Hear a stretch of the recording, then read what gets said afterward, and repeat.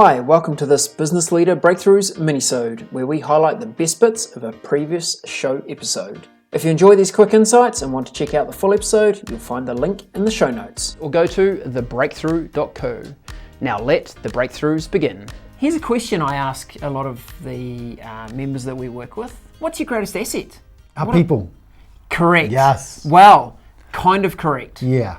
Because that is most common response is our people. And we are actually in this episode going to be talking about a framework for working with people. But what's the real answer to our greatest assets? Actually, property. I was just thinking of a business, and I think, they do such a poor job with their people. They do such a poor job with their customers that actually their greatest asset, quite genuinely, is the fact that they own the property.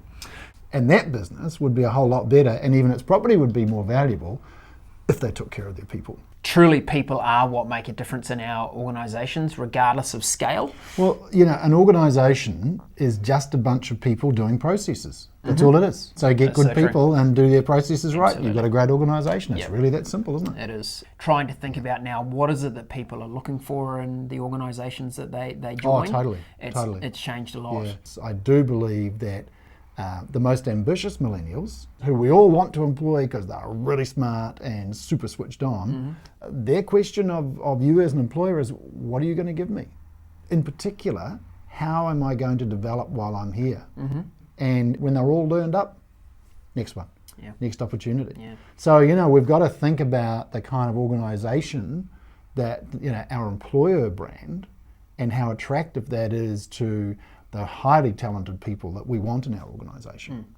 And I think the other thing that comes through very strongly with, anyone joining your organisation, but yes, we see it in the millennial research a lot as well, is how connected do I feel to what your organisation is doing? So yes, how will you help me grow and develop, but I'm really interested in that. Totally. Money is often a fourth or fifth kind of priority, and it's what we call a hygiene factor, where they go, hey, look, I want to be remunerated in line with my value, but it's not my driver here. It's not my key driver, at least. Well, they're really conscious of the value they bring, and they're really conscious of the value they expect to get. And that connection piece, I think that's exactly the word.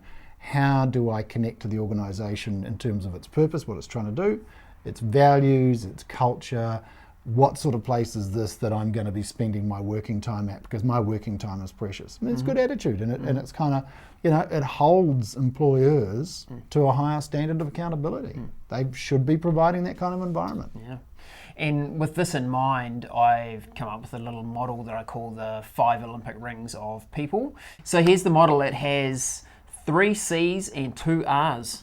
So think about a picture of the Olympic rings, and look, we'll put a downloadable on the podcast link so you can access this. But the first one is around career. The first C is career.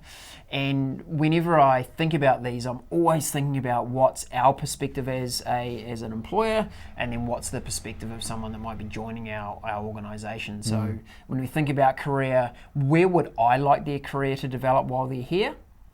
And let's gain some insight as to, if you join our organisation, how do we fit into your career path and what you're trying to achieve? Let's make sure those things are aligned. The second C we talk about is culture and values. Right. And we've recently been looking at a lot of research around how you shape a high-performance culture, because you don't create it, you do shape it, and the alignment of culture and values is so important. I've been thinking so much about culture for a very long time, trying to get to the heart of what that high-performance culture looks like, and it's absolutely fundamentally based on on values, but it's in action, not in words. So many of the values exercises that people do are about words. Culture is modelled, not made. Those values, understanding what they are and the kind of culture you want and the behaviours that have to go with that, it's a big job. It can be done, but building a high performance culture is a big job. It's a big job, but the one that you get the most return on your investment from, because it truly is the thing that unlocks your potential in an organisation. So the next one I'm going to talk about is responsibility. And responsibility is being really clear what you feel the expectations for that person's role is going to be. So what is it that they are going to be responsible for in your organisation? And I think many of us are poor at understanding that in advance. Yep. We kind of go, we've got an empty seat, we think we kind of need someone, let's bring them in and we'll figure it out. Hey, look, adjusting and adapting is okay, but making sure you get a good fit with a person, having good clarity around the responsibility and articulating it to that person so they can get a sense of whether that's something that they want to do and that it plays to their strengths. Yeah, I like about responsibility is that it's not using the word accountability. I've always felt that when managers talk about accountability, they're saying people being accountable to them. Yes. And nobody kind of puts their hand up for more accountability. Oh, please make me more accountable for this. I really want to be accountable. But they do put their hands up for responsibility. Yes. People like to be given responsibility. Ambitious people like to take responsibility. And it's just a much more powerful and empowering concept, I think, than accountability. And we know that part of the engagement piece is absolutely about people's sense of ownership, people's sense of connection. So think responsibility, not accountability. And coming back to the very first point we talked about is what are people looking for? They're looking for growth. Yeah. Growth comes with responsibility. Correct, absolutely. And so that's why they typically stick their hands up and go, hey, I'm here to grow, I want to learn, I'm going to need more responsibility to make that happen. Which brings us to the third C being capability. And I think this is where a good conversation happens with people around, hey, we've got clear what you're going to be responsible for. Let's talk about what capability you will need to do that. Now, depending on the role, what you're hiring for, our view is that most things are skills that can be learned. Correct. If you bring a growth mindset to the role, we can figure that out.